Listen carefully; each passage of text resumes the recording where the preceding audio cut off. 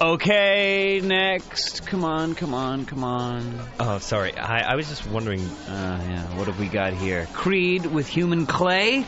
Ew. The Joshua Tree from U2. Boring. Marilyn Manson? Ugh, derivative. Crap! What do you mean? I like these bands. I love music. But it's all the same old stuff. Dude, you need to upgrade. We gotta get you breathing more rarefied air. Wait, you're one of those rock snobs, aren't you? Hey! I'm a minimum wage clerk in an independent record store. I gotta take my pleasures where I can get them. I live to abuse customers like you. Look, let's just put this stuff back. I can't let you out of the store without trying to rehabilitate you. Take this tape, give it a listen, and call me in a week. How to be a rock snob? Absolutely. In less than an hour, you'll be able to impress all your friends by dropping obscure names and citing weird influences with confidence. Will it get me more chicks? No. You're a lonely, sad record geek, aren't you? Yes. Screw you. Now, the ongoing history of new music. Hello again, I'm Alan Cross. The mandate of this program is simple.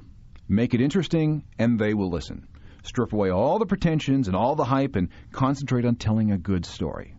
And that philosophy has actually worked pretty well. This show is heard on radio stations across the country, and every week I get tons and tons of email. And thank you for that, by the way. Another thing this show tries to do is demystify and translate some of the language and jargon references that populate a lot of rock journalism. For example, don't you just hate it when you're reading about your favorite band and the writer starts acting like Dennis Miller, dropping in all these obscure references? And a paragraph or two later, you've lost all interest because you have no idea what he or she is talking about, and you go away feeling A, cheated, because after all you paid good money for that magazine, and B, feeling maybe a little intimidated or dumb because you obviously don't know as much as you're supposed to. That's not good. Music, all music, should be accessible to as many people as possible. But the truth is that the deeper you get into it, the more complicated it gets, and the more you need to know. And you eventually pick up on things, but it can be a long, hard road if you don't have a guide. That's the purpose of these How to Talk Like a Rock Snob shows. It's a chance to learn more of the alt-rock language, so you're not always groping in the dark. After all, knowledge is power. And it is not, by the way, about making fun of the people who already know about this stuff. It's about turning others on to great music. Let's start with Nick Cave. Know someone who's only wearing black until something darker comes along? Chances are they're into Nick Cave. Nick is for people who don't think Leonard Cohen is bleak enough. Nick is originally from Australia and used to front up a gothish band called The Birthday Party, but they broke up in 1983. And since then, Nick has built a solo career obsessing about sex and death and religion and violence and love and horror and, well, you get the idea. You know, if Vincent Price had been a goth singer instead of a horror actor, he'd have been Nick Cave. Here's a track from 1994. This is Nick Cave and his band, The Bad Seeds, with Red Right Hand.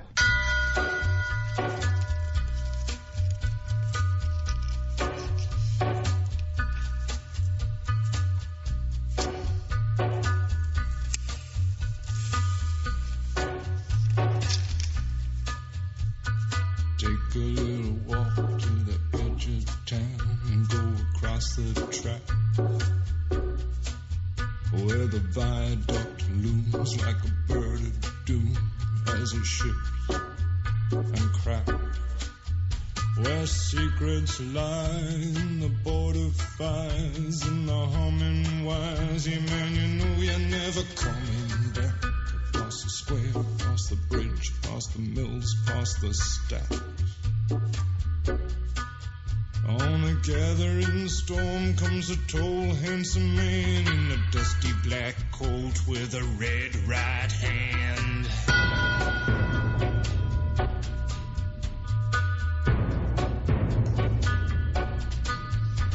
Wrap you in his arms, tell you that you've been a good boy. He'll rekindle all the dreams that took you a lifetime to destroy. He'll reach deep into the hole, heal your shrinking soul, but there won't be a single thing that you can do. He's a god, he's a man, he's a ghost, he's a guru. They're whispering his name through this disappearing land, but hidden in his coat is a red right hand.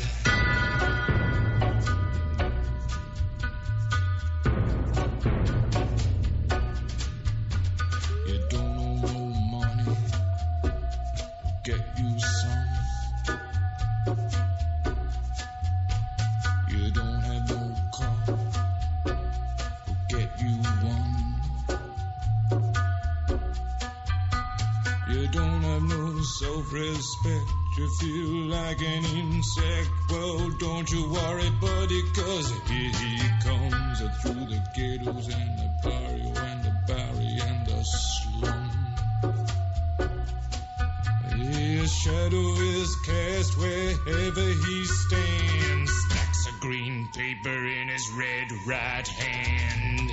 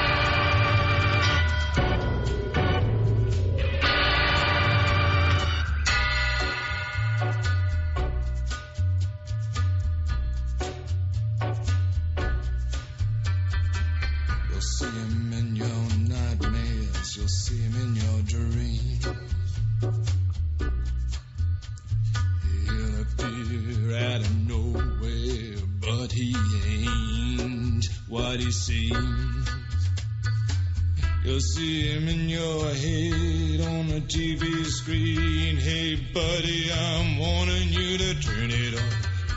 He's a ghost, he's a god, he's a man, he's a guru. You're one microscopic cog in his catastrophic plan, designed and directed by his red right hand.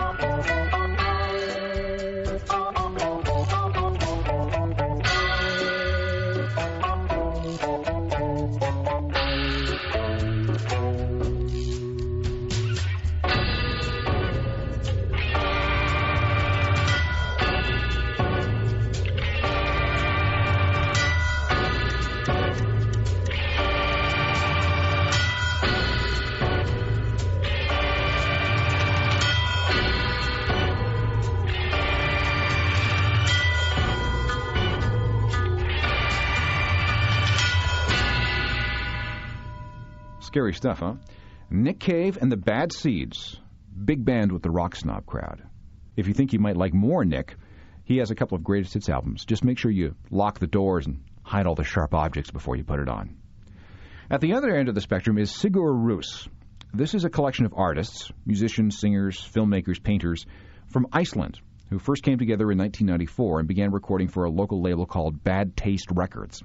Sigur Rós, S-I-G-U-R, new word, R-O-S, which, by the way, translates as Victory Rose, have released a series of very atmospheric, very artsy, very ethereal, and, let's face it, kind of druggy records. And in doing so, they have become critical darlings to the point where even the New York Times magazine did a multi-page full-color profile of them. Their best album is probably their second. It's from 1999, and I have no idea how to pronounce it because the title is in Icelandic. But I do know that it translates as Good Start. All the songs are rather long, 7, 8, 9, 10 minutes. So all I can offer is a taste of a track called Sven G. Englar. This is a Rock Snob favorite, Sigur.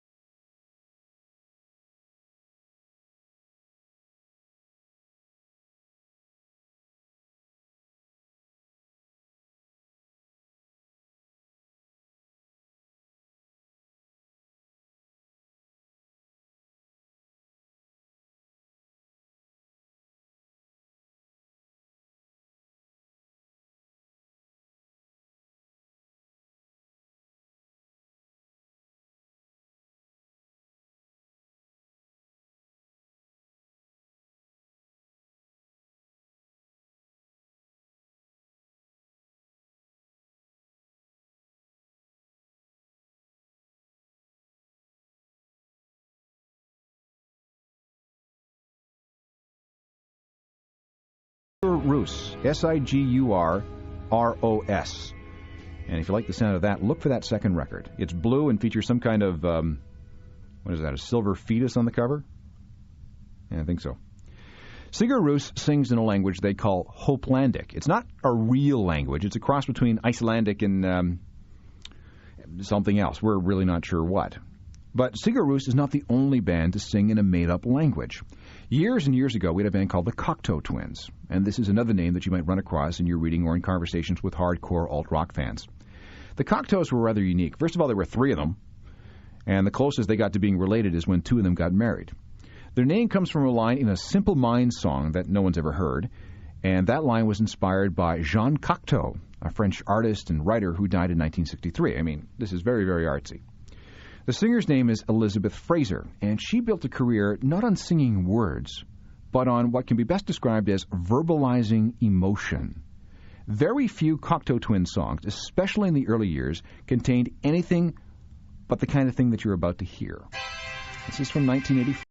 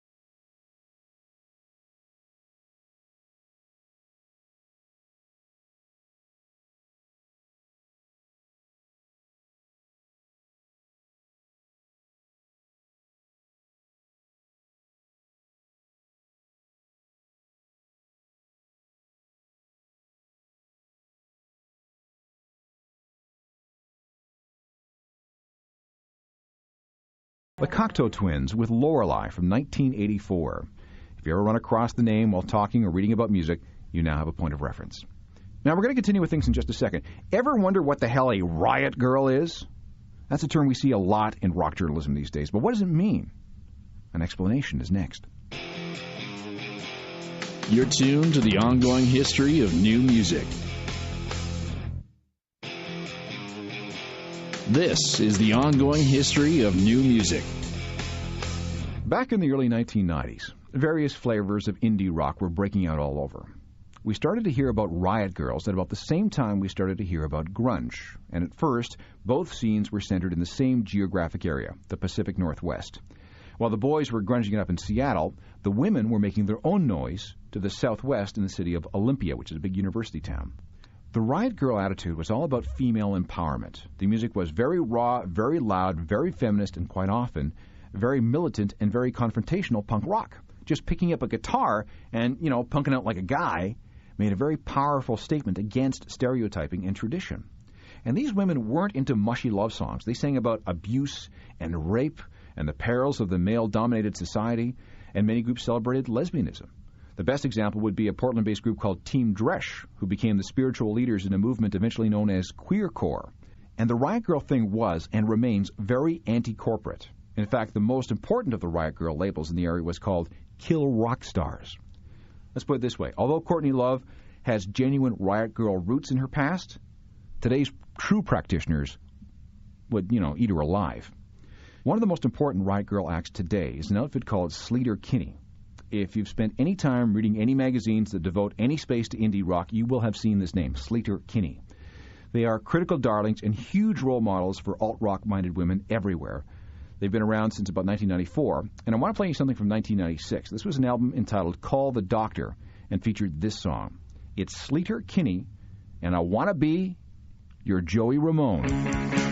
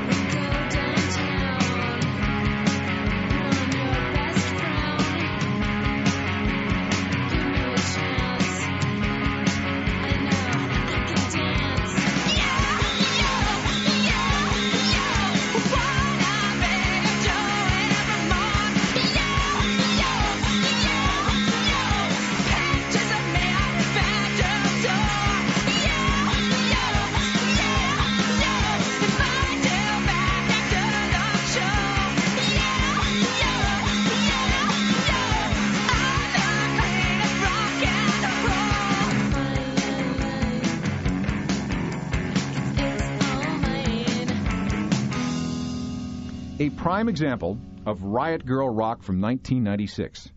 The three-piece outfit named after an intersection in Olympia, Washington, near where they used to rehearse. That's Sleater Kinney with I Want to Be Your Joey Ramone. The Riot Girl movement is obviously based on earlier punk traditions, which brings me to polystyrene. This is another name that comes up a lot whenever you do any reading about women in alternative rock. Polystyrene was the lead singer in a British punk band called X-Ray Spex. They were formed in 1976 during that first huge explosion of punk rock. Polly's real name is Marion Elliott, and she provided a refreshing dose of reality to the whole female singer thing. She was a little on the plump side. She wore braces. She dressed how she wanted, which was pretty outrageous and exotic, and she was a hardcore feminist. Her message was, yeah, I'm not perfect, but I'm okay with that. And if you aren't, well then screw you. Together with her bandmate and friend, saxophone player Laura Logic, X-Ray Spex became one of the best female-fronted groups of the era. The band will forever be known for really just this one song, but you'll find references to it again and again and again whenever someone wants to make a point about feminist punk. This is Polystyrene and X-Ray Spex with a classic punk rock single called "Oh Bondage, Up Yours." All right! Oh, bondage! Up yours! 1, 2, 3, 4!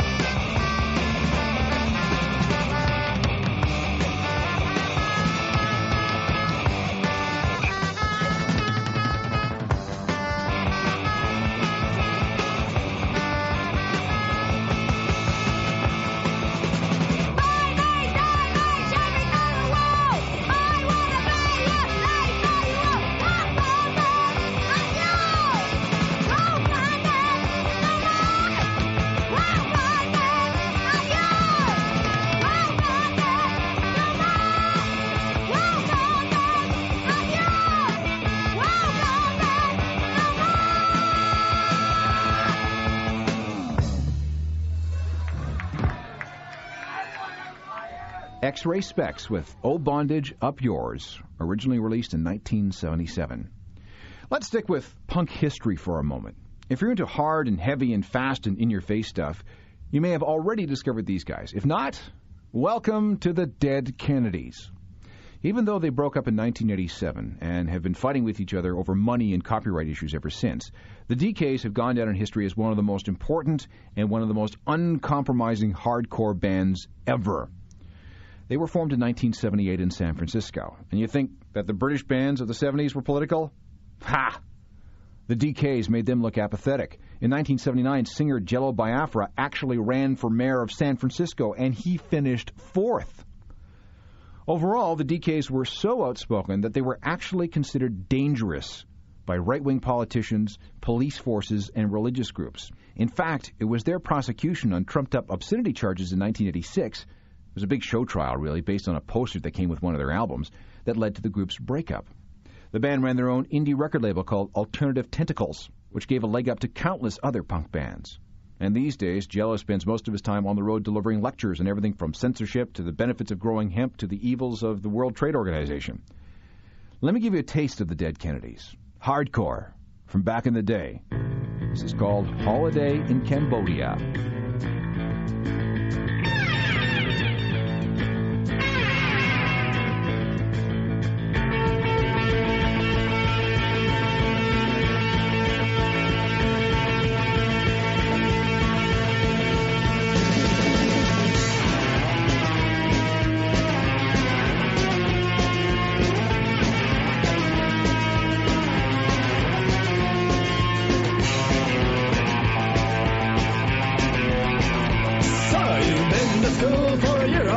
And you know you've seen it all. And Alice comes and you'll go far back east to time, don't crawl. Play ethnic jazz to parade your snares on your 5-gram stereo. Bragging that you know how the niggas feel cold and the sun's got so much soul. It's time to taste what you most fear. Right, God will not help you here. Brace your soul, my dear. Brace your soul, my dear. It's a holiday in Cambodia. It's tough kids that is life. It's a holiday in Cambodia. Don't forget to pack a white.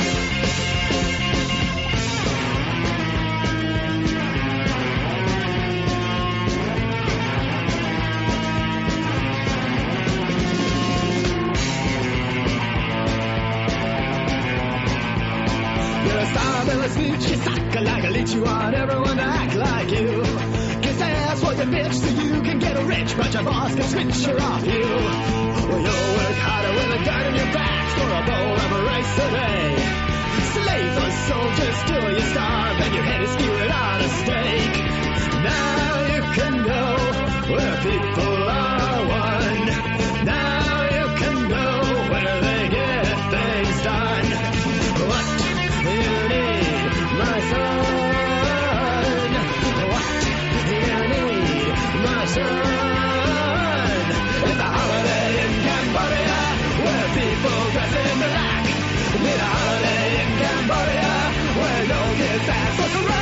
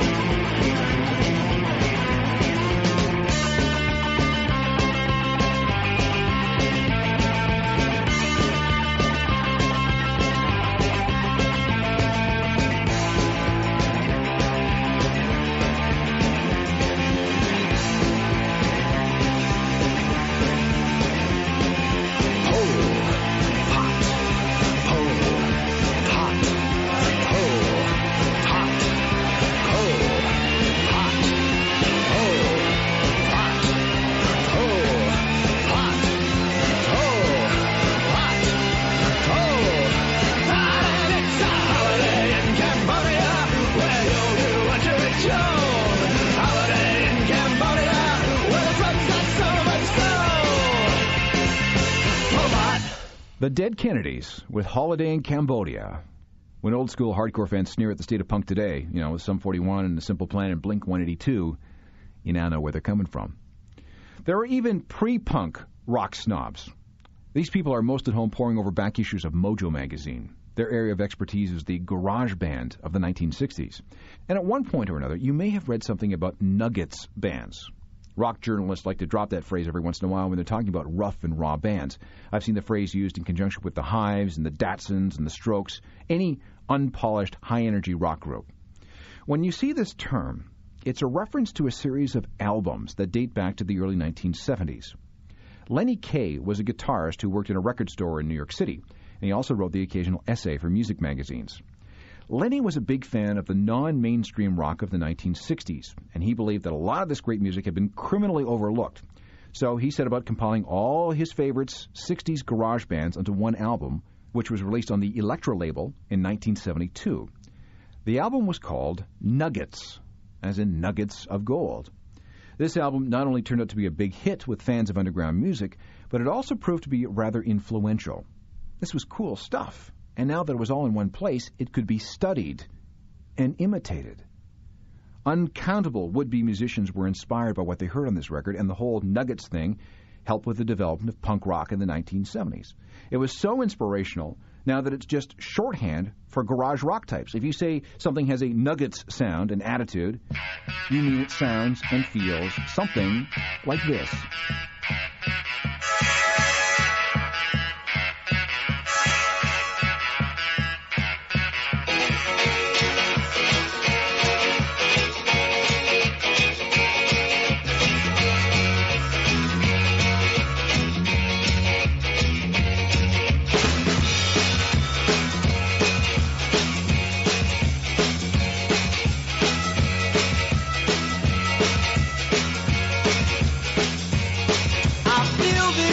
I feel so bad, 'cause you're the best girl that I've ever had. I can't get your love, I can't get attraction. Oh, little girl, psychotic reaction. And it feels like this.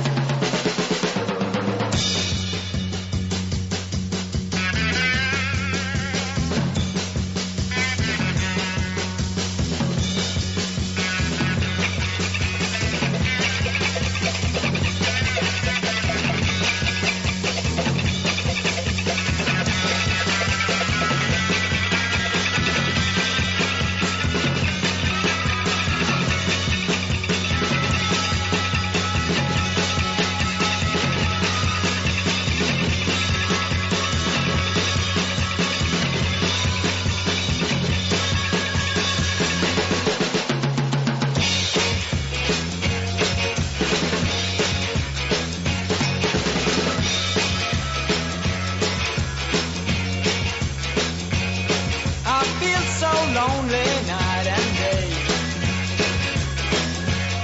I can't get your love, I must stay away. Well, I need you, girl, by my side. Oh, little girl, with the light of the right now. I can't get your love, I can't get satisfaction. Oh, little girl, psychotic reaction.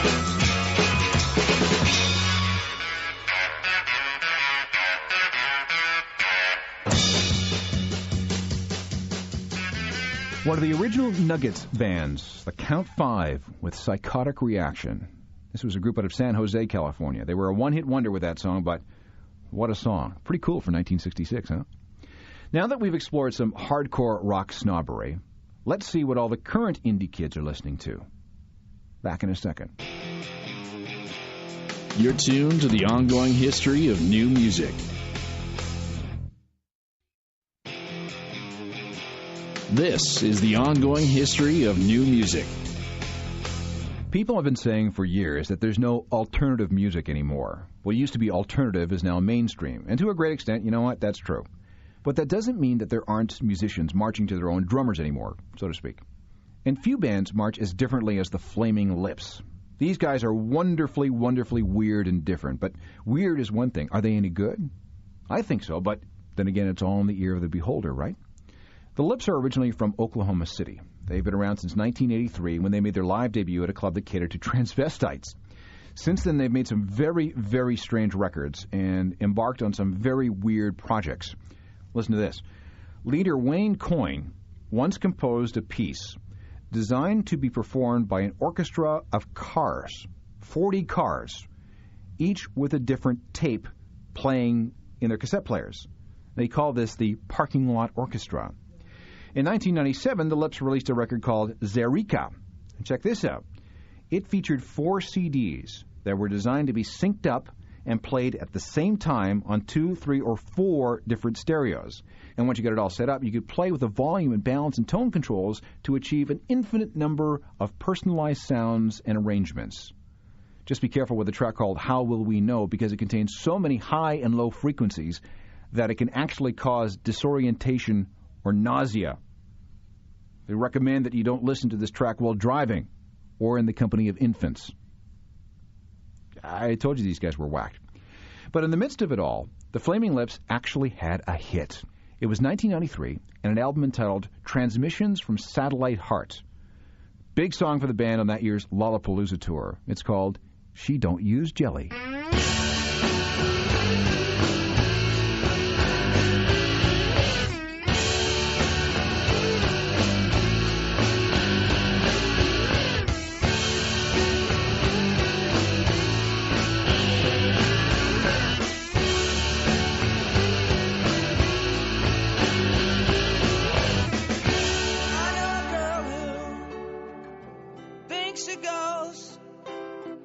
She'll make you breakfast, she'll make you toast, but she don't use butter, and she don't use cheese, she don't use jelly or any of these. She uses Vaseline,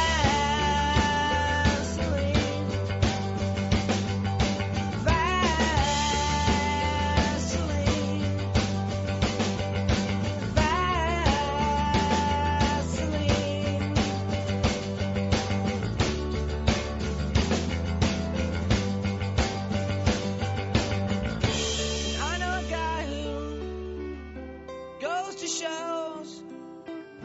when he's at home and he blows his nose, he don't use tissues or a sleeve, he don't use napkins or any of these. He uses magazines,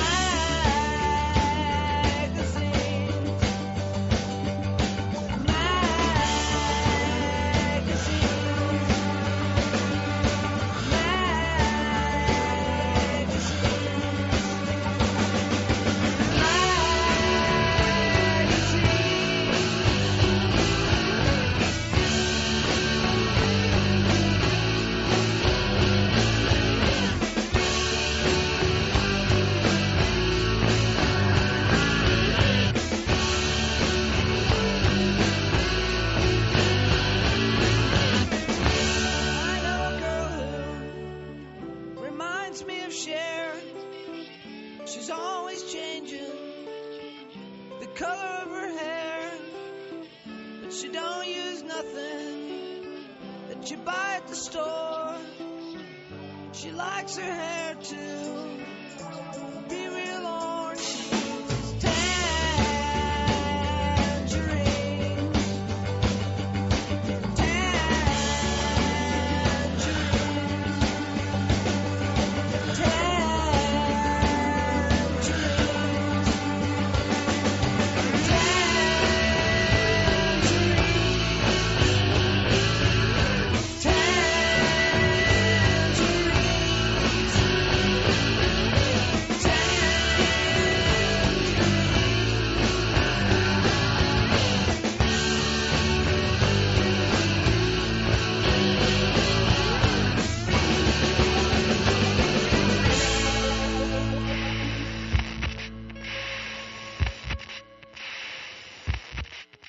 The Flaming Lips, and She Don't Use Jelly.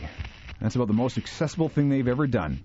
But all their other stuff is so weird and so off the wall that rock snobs have long forgiven them for that, commercial indiscretion. Speaking of non-commercial bands, let's finish up with these people from Montreal. You might see their name coming up quite a bit in certain magazines like CMJ New Music Monthly or Mojo or sometimes even Spin. They're called Godspeed You Black Emperor. And yes, they are Canadian. They were formed in 1994 and have specialized in creating repetitive and atmospheric and hypnotic music. There are up to a dozen people in the group at any one time. They use guitars and brass instruments and cellos and violins, 2 bass guitars sometimes, and a battery of electronics to play loops and samples. Most compositions last 10, 15, 20, 25 minutes or longer. No 3-minute hit singles here. Let me play you as much as I can from a double album released in 2000 called Lift Your Skinny Fists Like Antennas to Heaven. That's the opening composition entitled Storm. This is Godspeed, You Black Emperor.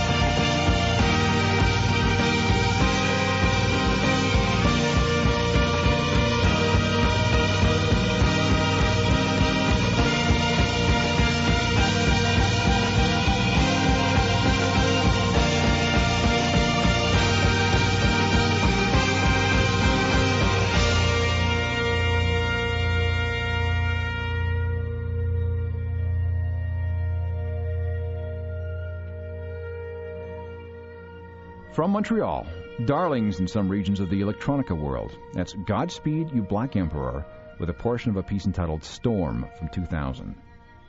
Interesting stuff that sounds great late at night, with the lights nice and low, and a large bottle of alcohol nearby. Back with a few final thoughts in a second. You're tuned to the ongoing history of new music. This is the ongoing history of new music. This has been the fourth in a series of programs entitled How to Talk Like a Rock Snob. And again, let me make it clear that we're not making fun of the people who are already deeply into this music. Okay? The object is to demystify some of the references that you may hear or read when you're exploring regions of the new rock world that are new to you. You know, just so you don't feel dumb or left out. And let's face it, if you're listening to this program, there's at least a small part of you that secretly aspires to be a hardcore rock snob one day, which is cool. The whole alt-rock thing has been around for 30 years. Rock music more than 50. And of course there's going to be stuff that you don't know about. Hey, you know, I discover something new every day. It's a big world. If there is something that you would like explained, a band, a movement, a term, let me know. I'll put it on the list for the next show. All email goes directly to me at this address, ongoinghistory@cogeco.ca. That's COGECO.ca. I read it all, I answer it all. Anything I can do to help. ongoinghistory@cogeco.ca. Technical productions by Rob Johnston. I'm Alan Cross. You've been listening to The Ongoing History of New Music, a Deep Sky production.